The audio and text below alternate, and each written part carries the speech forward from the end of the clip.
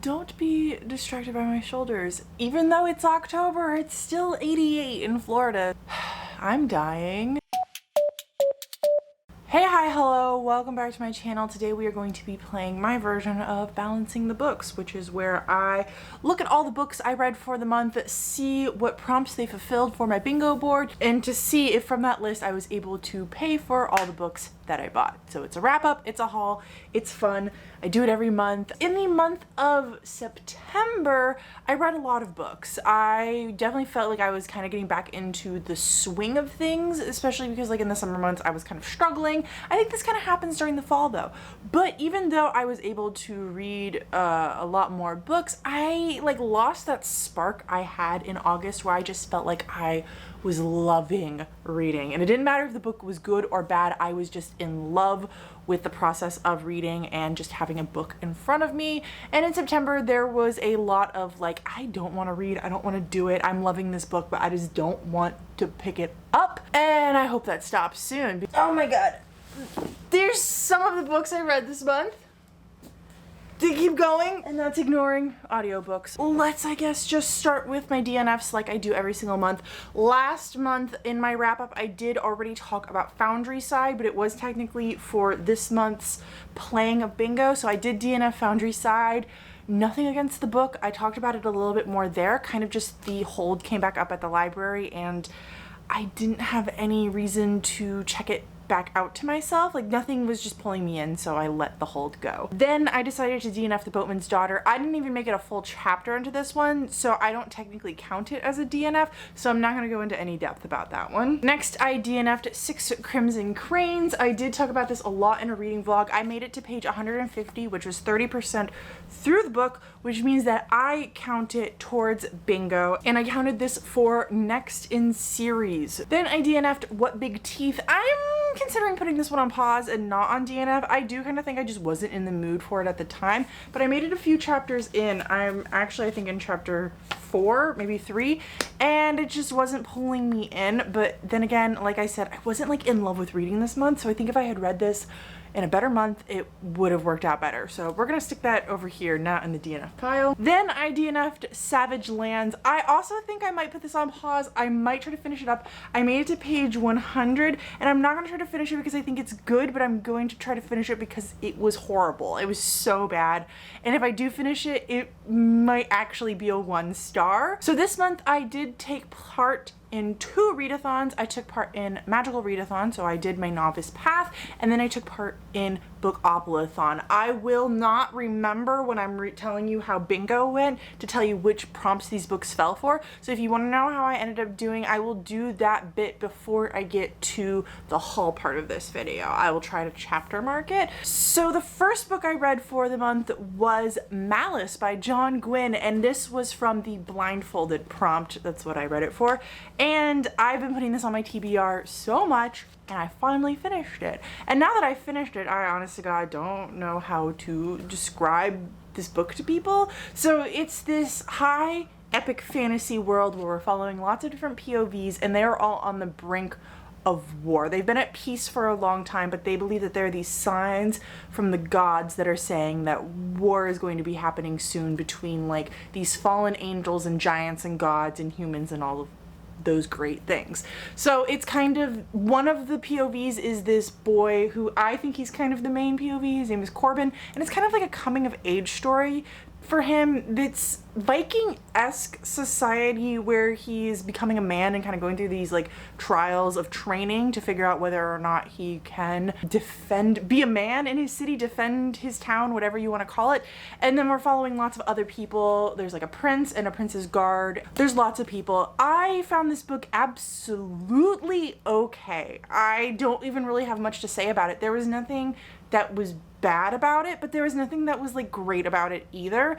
And I felt myself just kind of, bored's not the right word. I wasn't even bored, to be honest with it, just like not intrigued to continue. I don't know if I'm going to continue on with the series because the writing wasn't bad. Like there's no justifiable reason for me not to continue other than like I'm not intrigued enough. So if you've read on in this series, I think the next one is called Valor. I am curious enough to continue. I think that John Gwynne would get better because this is his first book that he ever wrote, so I would hope that he would get better as he continued on. But if you have any reasons like why you absolutely love book 2 or even later books in the series, just let me know down below and I would be curious to pick up the next one. But I rated this one a 3.5 out of 5 stars. Like I said, not bad, just not fantastic. Let's stick my books there today. The next book I read was an audiobook from my library, and I read it as a friend rec, and that is The Cabin at the End of the World. Oh boy, I'm gonna need you all to get some tea, get a beverage of some type, sit your butts down, get ready for me to talk about this book. Before I read this book this year, I was determined. I don't like negative videos. I don't like talking poorly about books. Someone put their time and effort into it and they created something that they absolutely love, and I don't want to trash it. I want to be able to find at least some good in every single thing that I read. So even if I don't like something, I want to be able to say some good things about it. So I never do a worst books or most disappointing books on my channel. I mean, I've only had like one December so far on my channel. It's not saying much, but when I finished this book, it convinced me that I have to make those videos. I have to make worst books and most disappointing books, because Cabin at the End of the World will be on both of those lists, because boy, was this book bad. So I did read this in one of my reading vlogs, so I will direct you there if you want some like really in-depth thoughts while I was reading the book. But I rated this book 1 star, in case you aren't aware. And I am also officially marking this book as the worst book I have ever read. And I have read some bad books in my time. Before this, I believe it was the month before this, I had actually read A House at the Bottom of the Lake, and I was calling that my least favorite book that I had ever read. That book doesn't even hold a candle to Cabin at the End of the World. They are in different fields. They are playing different games. This book was so bad.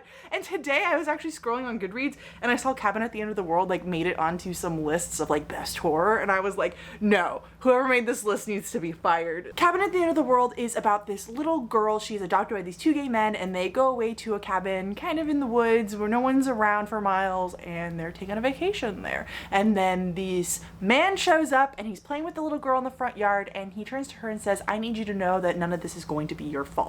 And then a bunch of his buddies show up and they tie everyone to chairs, and they tell them that if the family doesn't agree to sacrifice one of the family members, that the world as they know it will come to an end. Yep, that's the book. That's the book. So let's talk about why I hated it.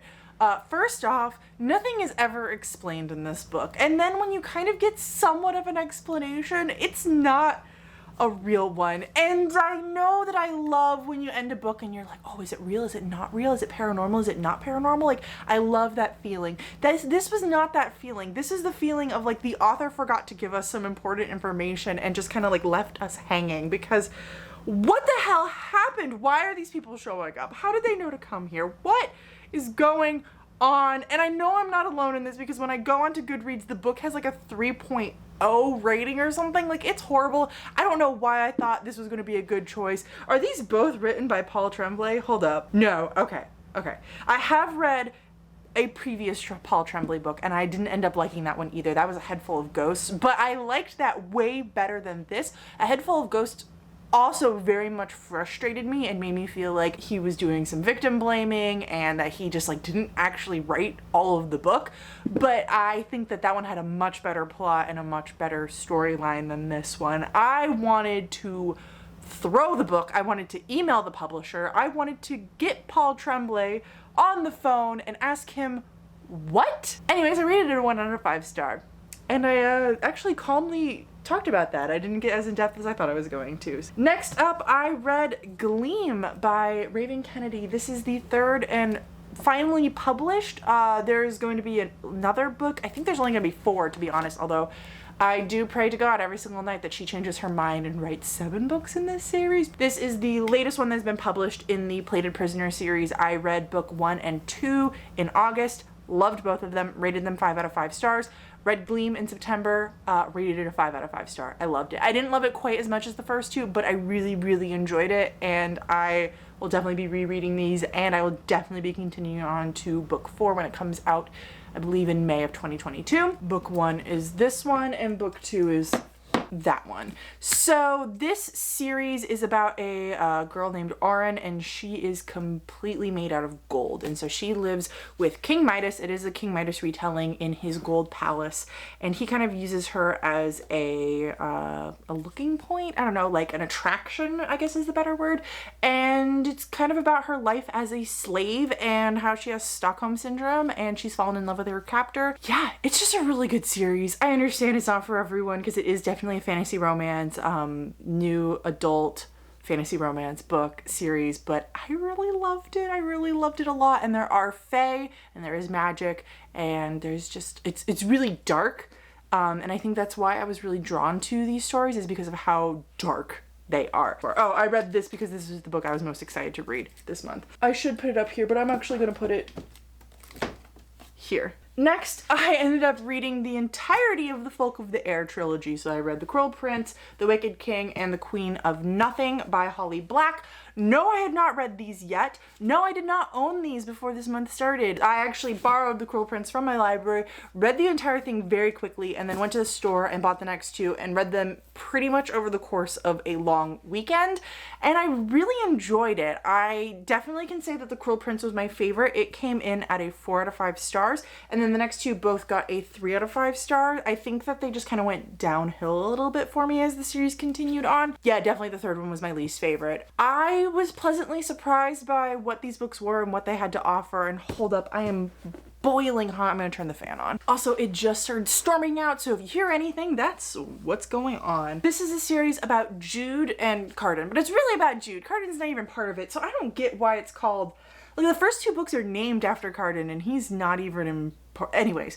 Sorry, someone on TikTok pointed that out to me, and now I'm never going to forget the fact that, like, Jude got gypped by, like, not even having the books titled after her. And the fact that these are supposed to be a whole entire, like, they're pitched as, like, a YA enemies to lovers romance, and that's not even the focus of the books. It's not even really that important to the books until the third one. It's a political intrigue story, and that's why I ended up really liking it, and that's why I pushed it off for so long, is because I thought it was gonna be like just romance, and it's not. It is a lot of political intrigue and a lot of Jude like trying to outsmart other people in the court, especially her father. I should probably tell you what this book is about before I continue on, because it'd be important to the things that I'm saying right now. So this is the story of Jude, and she's a human. Her and her twin sister are humans, and when they were little, her mom took them away from fairyland. Her mom is a human, but her mom married like a fairy prince is the word I'm trying to say, but it's not the right word. The mother ran away from him and took her daughters, and he shows up and kills the mom's new husband, and takes the girls back to fairy. None of this is spoilers. This is all literally just the prologue. So we are following Jude. Now she is a teenager, and she's grown up in fairy her whole life with her parents' murderer, calling him father, and kind of just dealing with the cruelty of the kingdom and trying to get power and make a name for herself. And it's dark. I've definitely read like way darker books, but it was enjoyable and I liked it. Really, like, the people who talk about these books aren't talking about the things that this book is actually about. Like, I feel like they're out here describing the book wrong, and that's why I didn't want to pick it up. You know what? We can't help everyone. Anyways, I read The Cruel Prince for 3-word title. I read The Wicked King was promptless, so it's going on to that group of books. And then I read The Queen of Nothing for Finish a Series. I was given the ARC from Macmillan Audio for Under the Whispered Door. It is out now, but I read it before it had come out, and I really, really enjoyed it. This is the author who wrote House in the Cerulean Sea, and this book definitely has very similar vibes to that one, but it is kind of slightly more serious than that one. House in the Cerulean Sea is just kind of a very happy-go-lucky, it's a good time, good read, you got some good feels from it. Now, I'm not saying that Under the Whispered Door isn't a good read and a good fun time, but it is much more serious and it deals with death, especially deaths of all kind. The author's note at the very beginning was talking about how the book dealt with death, both silent and loud, suicide, and all kinds of other things. And it's very important to know the book also dealt with death of a pet, and that was a theme that was not super strong but was in the book, and it was emotional. It was emotional to read. I ended up not liking this one quite as much as I enjoyed House in the Cerulean Sea, but I really liked this one. I rated it 4 out of 5 stars. I haven't told you what it's about yet. We follow this businessman who is very dedicated to his job, and in the very beginning he dies, and when he goes to his funeral, basically no one has anything good to say about him other than he was dedicated to his job. And so he's taken kind of to this place that's sort of like limbo, and it's this tea house, and he's there with a cast of characters who kind of help him deal with the aftermaths of dying. And I think the catchphrase is something like death is only the beginning, and it was really sweet and it was emotional, and I liked the book and I would recommend it to people. It has that fun, witty, adventurous kind of feel that TJ Klune has. Next up, I read Stolen Thoughts. I read this as a buddy read with my mom and sister-in-law, and I didn't love this one. So it's about this woman who develops the technology to read minds, and these people who have already developed the technology start sending an assassin after her, and she has to kind of go on the run with her boyfriend, and I just felt like it wasn't super believable. I couldn't really get into the story. I didn't like how the author wrote women, or how he wrote men talking about women elsewhere in the book. And I felt like the ending was just kind of convenient, which if you've been on my channel for any amount of time, you know I don't like convenient endings. I'm really not going to say much more about this one, to be honest. I don't have any more thoughts about it. It was just an absolutely mediocre book, which I ended up rating 3 stars, and I was really conflicted about possibly rating it a 2.5 instead, but at this point in the month I was like, I don't even care, just put a number on it. Numbers are meaningless. Next up, I read Leviathan Wakes by James S.A. Corey, and I loved this book. This was such a surprise for me. I am trying to get into more sci-fi. This is one of the first books that I picked up on that journey, and it was a hit and a half. I freaking loved this. I actually have the second one. You'll see it later on in the haul part of this video, but I really enjoyed it. I rated it a 4.5 out of 5 stars. The ending was too convenient, and I couldn't quite rate it a 5-star, but I'm super excited to be continuing on with the next one. So this is the story of a galaxy on the brink of war. So a girl goes missing, and it causes a spiral of events that causes all of these different planets to start preparing for war and start preparing to attack each other. And we are following 2 POVs. One is the detective who is investigating the missing girl and trying to find her in time to return to her parents, and then the other one is this captain of this transport ship. He transports items, not people, and his ship and crew, something bad happens and he ends up with way less of them than he thought he was going to have, and he kind of causes some problems for the world kind of causes some problems for him. I love him. He was great. James Holden has my heart. I really hope he's in book 2, at least for a little bit of it, because he was such a fun character. He reminded me so much of James T. Kirk. He drank his respecting women juice in the morning. I mean, there were times where he wasn't the greatest person ever, but he felt realistic. Whereas the other guy, Miller, is that his name? I could definitely punch him in the face and not feel any regret about it. I was kind of glad that there are hints that he won't be in book 2. I don't know how real those hints are going to be until I start book 2, but I would not complain if he wasn't there. Do I have anything else to say about this? I loved the setting. I loved how fast-paced it was. I loved the grandness of it. It reminded me so much of epic fantasies that I love, because the world was so epic and grand and big, and I was really excited to read this book. I read it like surprisingly fast. I think it was like 3 or 4 days. It's really close to 600 pages. Really enjoyed it. Highly recommend. If you have any recommendations for sci-fi that's kind of in this vein, leave it down below because I am still taking sci-fi suggestions for books that I should be picking up to see if I can like get into the genre. Next, I read Dark Matter by Blake Crouch. I have previously read Recursion by Blake Crouch. Loved Recursion, 5 out of 5 stars. Highly recommend you go check out that book. I cannot recommend that you check out Dark Matter. I felt mediocre the entire time I was reading this. I felt like I didn't care about anything that was happening. When it ended, the best thing I could say about it is, well, at least I never have to do that again. Didn't care. I could have put the book down at any point and not continued on with it, and that made me really sad. Now, I will be picking up other Blake Crouch books in the future because when I was looking into it, Dark Matter was released first and then Recursion second, so I feel like he's just gotten better. Recursion was like the right kind of storyline for me and the right kind of book and the right kind of plot. But Dark Matter is about this man who is like out one evening and gets kidnapped, and when he wakes up in an alternate reality, and it's about him trying to get home to his wife and son, because in this alternate reality he had chosen a different path. He had chosen the path of like studying and education, and because of that he doesn't have his wife and kid and he wants to return to them. There was a character named Amanda. My name is Amanda. Is that a good thing or a bad thing?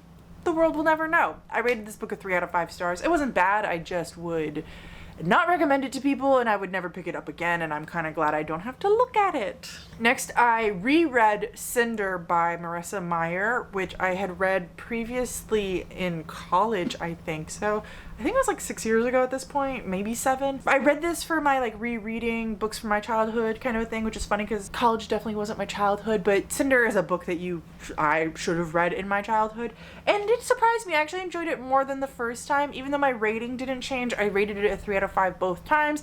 I genuinely enjoyed the book more the second time, and it convinced me to continue on with the rest of them, which I have not done yet, but possibly later this year, possibly next year. We'll have to see how my life is going. But Cinder is a Cinderella retelling, but it's a YA sci-fi. So it's about Cinder, who is a cyborg who is living with her adoptive mother and her adoptive mother's 2 human children. There's a plague in the world that is wiping people out, and one day the prince shows up in her home and asks for some help repairing a bot, and then some things happen and some other things happen, you know, like as books do. Didn't hate it. I felt like it was very just like, cool, it's there, it's a book, it's continuing on. I really didn't like Prince Kai. But to be honest, I don't think we were expecting anything more from me. I generally don't like love interests, to be honest. So I rated this book a 3 out of 5 stars. I already told you that. I forgot to tell you what these prompts were for. Let's go back a little bit. I read Leviathan Wakes for a ship on the cover because I realized it didn't have to be a boat ship, like a water ship. It could be a spaceship. So that counts. And then I think I read Dark Matter for red cover. I did. No, I read Dark Matter for on my TBR before 2021. And then I read Cinder for nothing. It's another prompt list one. I forgot a book. Okay, I'm gonna have to go back and talk about that one really quickly. Okay, before I forget to talk about it, I also read The Martian by Andy Weir this month. I don't know how that slipped the list, but it did. Anyways, I read this for red cover because Mars is red and so is that cover. It's kind of orangey, but Mars is red, so is that cover. I kind of ranted about it a lot in the vlog. I've already linked it. I read it the same week that I read Cabin at the End of the World, so that was kind of a disappointment for myself to read a sci-fi and a horror that I didn't like because I was reaching outside of my normal genre and it failed both times. If you don't know what The Martian is about, astronaut gets stuck on Mars, has to eat somehow. That's it. He survives on Mars eating a bunch of potatoes. It's the entire book. He does a lot of math. He plays a lot of games. He thinks a lot of crude jokes. He drives a spaceship at some point. Like one of those like little rover cars on Mars, on the surface of Mars. You know what I'm talking about? I didn't care about this book. I don't think this book was horrible. I just think it just wasn't for me. I really liked the points where we were back on Earth watching people like watch him and try to figure out how to save him, but then also I hated those points at some times, and then I also like hated when I was with him at some points, but didn't hate it at other points. I was just kind of all over the place with this book. I think I rated it 2 out of 5 stars, but since it's not on my notes, I actually don't know for sure what I ended up rating it. It might have been a 2.5 5. Next up, I reread The Shadows of What Was Lost by James Islington. I read this the first time in college, I think actually around the same time that I read Cinder, so that's kind of funny. And I loved it my first time. Actually, that's a lie. I started to read it around the time I was reading Cinder, didn't like the audiobook, put it down, and then didn't pick it back up until 2019, which was after college. And I read this entire book the first time, this actual edition, when I was traveling in Ireland after graduation. Wow, what memories. I love this book. I rated it 5 out of 5 stars both times. I think the second time I was tempted to rate it slightly lower, and then I smacked myself and said, no, don't do that. You love this book. And I do love this book. It's just gonna go right here now, okay? It's a really hard book to talk about. It's about this boy. He's kind of sent off on a mission. The world doesn't like magic. Magic is bad. Magic used to rule us, so people with magic are bad. The boy has magic, but he doesn't have the right kind of magic, because some magic is okay, but some magic isn't okay, and the magic he has is definitely not okay. And it's kind of about him going on this journey with some of his friends, and then we're also following a few other POVs. Really, it's one other POV who is like dealing with some stuff across the land. She's great. Love Asha. Highly recommend this book. I didn't really explain anything about it, but it's hard to talk about because there's this big thing that happens like 50 pages into the book, and I don't want to spoil that because it's not part of the summary, but if I don't talk about that thing, I can't really talk about anything that happens after that point. Stuff is happening. It's good. I rated it 5 out of 5 stars. I've told you this already. That was my book club's pick for the month, so that was what I was reading it for. Finally, I read Song of the Forever Rains, which was for a buddy read, which I really enjoyed this. I was kind of shocked, honestly, how much I enjoyed it. Was it the best book ever? No. Were there like a few moments that weren't great? Yeah. But overall, really enjoyed it. It was an easy read. I got through it. I wanted to continue reading it. It was enjoyable and it was unique. It felt different. Definitely would recommend this to people who like fantasy romance. There's a smutty scene in it, and it was just like an easy book. It was good. I got through it. So we are following these 3 sisters. In this book, we are specifically following the youngest of them, but the sequel that's coming out is actually going to be about the middle sister. So I'm really hoping she writes a 3rd book, which will be about the oldest sister. The sequel I'm reading in October. It's coming out in October. We're following the youngest sister. She has the ability to, her voice can kill people. She has trained before this book even starts to control that gift and to not have it actually harm anyone. Really, this is the story of her kind of like going off on her first mission. She has just turned 19, which means it's time for her to like take a step in the direction of going off on these missions and doing some damage to people. There's also this whole entire thing called the Thief Kingdom, which is like this magical place where magical people and humans can kind of interact with each other and almost like ask for magic. I don't know how to describe it totally, to be honest. It was really good. Anyways, this girl, her mission that she is sent off on is she is supposed to get engaged to this lord of this like crumbling castle because his people aren't doing well, and they're trying to figure out where he's getting this illegal substance. It's like basically stolen magic from, and what he's doing with all his money because his people are very poor and he's not doing well, and he is pretty old. He is the stepfather to this, is he a duke? Anyways, our main girl thinks the duke is cute, and of course, that's how fantasy romance works. Cool, that was all of the books that I have read in the month of September. So let's go back and really quickly talk about Bookoplathon first. I was going to roll 7 rolls, and then I got 1 double, so I had 8 prompts for this. So for the prompts of gods, I read The Shadows of What Was Lost, which I really enjoyed. Told you already what I rated all of these. For history, I read Song of the Forever Rains because the front cover has a very historical significance to a certain art period. For steal a book, I wanted to read the first half of Oathbringer, which I did do, and actually as of right now I haven't finished Oathbringer, but I will be talking about that next month. POC rep, I read 6 Crimson Cranes, which I DNF'd, but I read 30%, so since I was counting it for TBR, I was going to count it towards Bookoplathon. For chance, I read Gleam. Freaking loved that book. It was so good. I want to reread that like right now. For lowest on TBR, I had What Big Teeth. I didn't read 30% of it, but I really, honest to God, attempted a shot at it and DNF'd it, so I'm not mad. I don't know if you say I succeed or don't succeed at Bookoplathon, but I'm going out of the month saying I succeeded. For TBR Vet, I read Malice, which was a huge success. I'm so glad I actually finished that up. And then for Mood Read, I decided throughout the month I picked The Cruel Prince. Really enjoyed that, as you know. For Magical Readathon, I'm just gonna say it right now, I was supposed to read 11 books, 7 of which were for the path, and then 4 of them were for like my character building. So the 4 character building didn't actually have to be read in September. So I read all 7 books for the pathway, and then I read 2 of the character building ones. I did read the 3rd one was going to be 6 Crimson Cranes, but she said somewhere that you shouldn't DNF if you wanted to count it.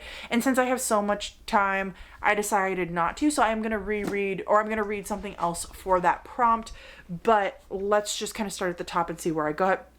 For the Earthling side of my family, I read The Wicked King because I believe it had to be a book with elemental magic, so Wicked King definitely has that. For my Wildling side, I had to read a book that took place outside. I have not gotten to that one yet, but I have plenty of time. For Dayrune, which is the city I'm from, I had to read a desert setting book. I read The Martian. For my Iltyrian side, I had to read a book with a crow or red on the cover. I was going to use 6 Crimson Cranes. I am going to be replacing that most likely with Witches of Ash and Ruin, but we'll see. I'll make up my mind later on when I'm actually in the mood to read that. For the Novice Path, I had to read a book with a map. I read The Shadows of What Was Lost.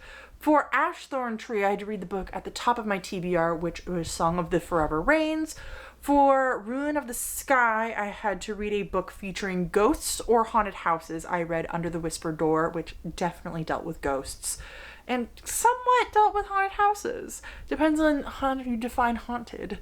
For Mist of Solitude, I had to read a standalone, which I read Dark Matter. For Tower of Rumination, I had to read a 5-star prediction, which I read Gleam, and it was a 5-star, so I feel even more accomplished now. For Obsidian Falls, I had to read a thriller or a mystery, and for this I did read Stolen Thoughts. For Aurelium Academy, I had to read a book with a school setting, and for this I did read The Cruel Prince, which school is a pretty important part of this book. Even though their school is outside, I'm still going to count it because they went to classes and they learned some education, so that was all of Bookoplathon and Magical Readathon. They were both a huge success for me. In October, I am definitely going to be trying to wrap up the last 2 prompts for my character, but if not, I will be finishing them in November. I want to finish them this year so that I just don't forget about them later on, and then it's April and I'm like, oh shit, I've got to read 2 books. Let's move on to the books that I bought this month, or should I say, let's talk about the non-reading prompts that I did really quick. I'm just going to run through these super fast. So I did go for an audiobook walk. I did go to the library. I did a puzzle one day. I read 100 pages in one sitting. I listened to music while reading, and I read for 1 hour separate of the 100 pages. The 2 I did not get to was have a book snack and don't buy a book for a week, which kind of disappointed me. I am filming this very separate from my TBR. Normally I kind of try to film them together so I can have my board with you all and we can see them, but I was not able to do that this time. So here's a little video from past Amanda explaining how the board looks. Here is how the board is looking at the end of the month. So I have 1, 2, 3 bingos, plus I brought 2 over from last month, but I really quickly want to say something. So as of this moment, I am currently reading 3 books and I'm going to count them towards the board because I plan on finishing them before this video comes out. I just have to clear in order to play TBR bingo for October. So I am about 40% through Song of the Forever Rains, which means I will be removing this from the board. I am about 80% through The Shadow of What Was Lost, hoping to finish that today, so I'll be removing that from the board. And I don't have Oathbringer on me, but I am 25% through Oathbringer. My goal was to read 50% in order to remove it from the board this month. I totally believe that I can read another 25% of it before the end of this week, before September finishes. So I will be removing that from the board. So that leaves me with 1, 2, 3, 4, 5, 6 bingos plus 2 that I brought over from last month. So that means that I was allowed to buy 8 books in the month of September. So let's talk about all of the books that I bought. First up, I pre-ordered Kingdom of the Cursed. It actually shipped today as of me filming this, so I'm really excited because it's supposed to get here this coming Friday and I can't wait to read it. I'm so excited. This is the sequel to Kingdom of the Wicked and it's supposed to be just a little bit more adult and I love the sound of that. I also pre-ordered Autumn's Tithe, which I will be reading in October. It is like another fae story about this girl whose friend is like taken by the fae to be like a wife, and it's supposed to be like this honor, but she's not totally convinced, so she's trying to get taken by the fae to be a wife so that she can avenge her friend. I also then, you're gonna notice something about the physical books I bought this month. They're all chunky. I then picked up The Two-Faced Queen, which is the sequel to The Kingdom of Liars. Chunky boy. I'm really excited about this book and I can't wait to read it. I probably won't be able to get to it though until 2022, but I found a really good deal for it on eBay, so I picked this bad boy up. Then I bought The Cruel Prince, The Wicked King, and The Queen of Nothing, but as I read all of them this month, they don't count towards bingo. Then I decided to pre-order House of Sky and Breath by Sarah J. Maas, which is the sequel to Crescent City.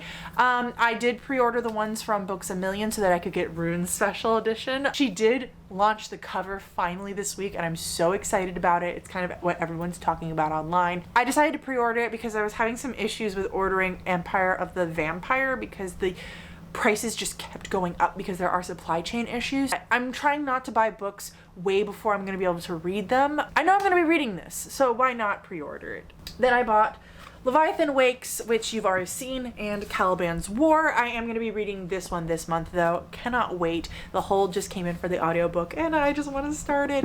But yeah, it's another chunker. I finally found an edition of Empire of the Vampire that wasn't $40 because I kept seeing them for $40 online. I just love this UK edition. I think it's so freaking cool. I am a little bit sad that the paperbacks were so expensive because the hardback was so expensive because the paperback doesn't have the colored illustrations and it doesn't have the end page illustrations, and I can always just go look at the end pages online if I really want to see them. Look how thick she is. And then finally I decided to pick up the new edition of The Eye of the World, which is the first Wheel of Time book. I will be reading this in January and I've been wanting to get my hands on these new covers because I think they're so freaking pretty. I mean, just so I decided to pick up the first one though and read it and see how I feel about them, see how I like them, see if I want to continue on buying them. If not, then I'll just get them from my library and read them that way. So all of those together that don't count for bingo is 7 books. So that means that I get to have one prompt, one bingo rolled over to next month. That's it. I had a very successful reading month. What was that, like 14, 15 books? I don't know. My numbers are kind of weird now that I forgot the Martian in there. Let me know down below what your favorite book was that you read this month, or your least favorite book this month, or if you've read Cabinet at the End of the World, what you rated it. And if it's not a 1-star, tell me why. Anyways, if you have a wrap-up video, I am trying to get into the habit of watching more of them, so feel free to link it down below and I will check it out. Until next time, I don't have an outro, but I'll talk to you in the comments. Bye.